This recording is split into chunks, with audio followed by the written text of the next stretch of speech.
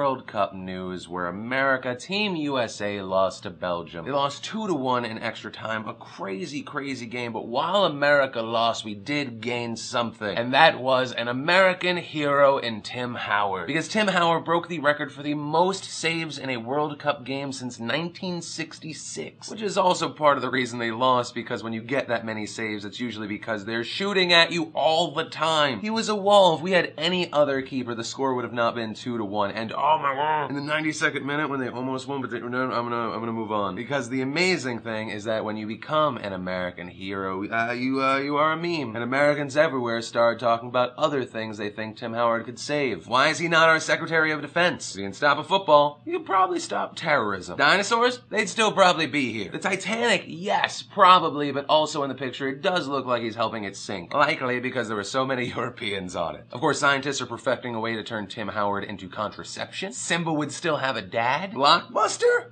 Yeah, I think that's stretching it. And of course, he could have protected us from the biggest villain of all, George R.R. Martin. And the main point of this first story is, Tim Howard, sir, you are a bamf. There are very few times I can say in a game, yeah, we lost, but that one guy was amazing. And from there, I want to share some stuff I love today, and Today in Awesome, sponsored by 4humanpeoples.com. We have 5 brand new awesome designs created by the nation for the nation. They're available for 6 more days, and whether you're watching this video on your computer or on your phone or tablet using the YouTube app, you can click the annotation up here to snag one while you can, because next-gen annotations. And the first bit of awesome revolves around Star Wars. It seems the toy manufacturer Hasbro has accidentally confirmed release dates and tentative titles, starting with 2014 Rebels, 2015 Episode 7, 2016 a Boba Fett spin-off movie, 2017 Episode 8, 2018 Solo, 2019 Episode 9, and 2020 Red 5. To date, IMDb had the 2016 movie listed as an unknown, so if you're a fan of the franchise, awesome news, or potentially, childhood crushing? But let's be honest, that thing's probably crushed by the prequels. Then, in a kind of awesome I don't normally share, Justice. This adult bully in Atlantic City is just harassing this guy over and over. He then decides to escalate the situation, and it turns out to be a bad move for him.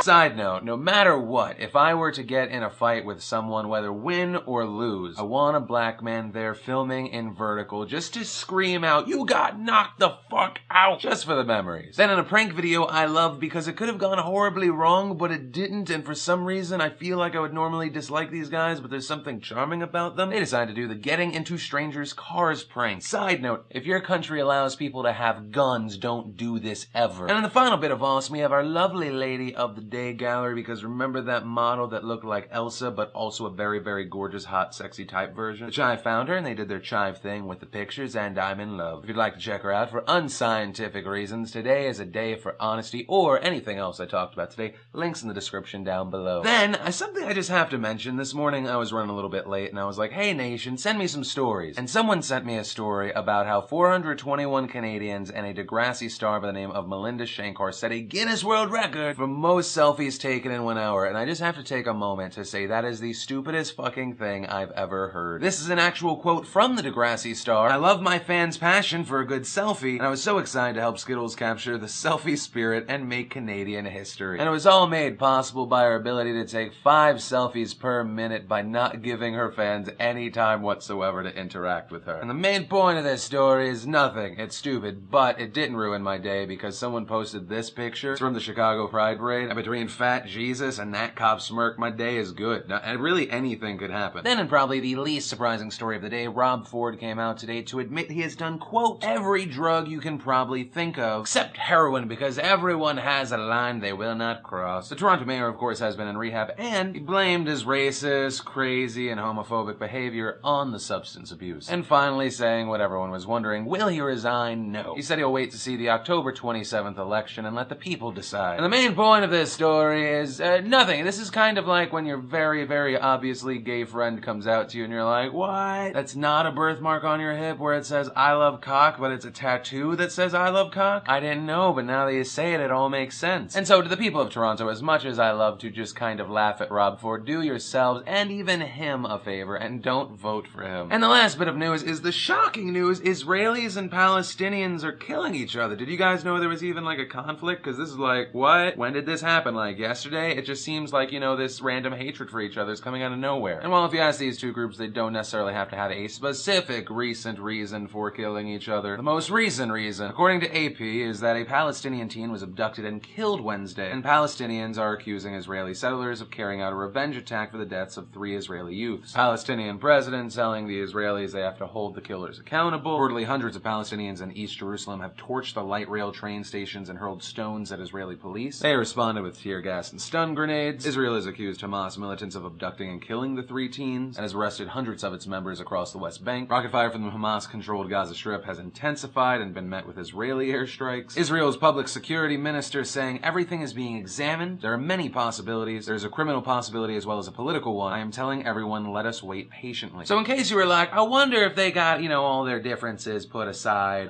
No! And at the end of the day, what this shows me is that these groups have been fighting for so long. And it makes me think back to the concept of mutually assured destruction, a term used to say that we get bigger and bigger weapons, and because we're all terrified we're all going to die, no one uses those weapons. When you look at this conflict, which seems eternal, and you take into account religion and that people maybe don't think that this is their last life, the only thing that does actually seem assured is mutually assured destruction. And that's just my weird random look at the world today, and I think that's where I'm going to actually end today's show and bring you to the big question of the day. We haven't talked about in a while. How do you think humanity will end? Do you think we'll be able to escape this planet and grow, but then something else happens? Do you think we're going to destroy each other? Super bugs, bombs, everything. I want to know what you think and why in the comments down below. And remember to possibly win a $100 Amazon gift card. Just leave a comment down below. Maybe while you're at it, hit the like button, favorite.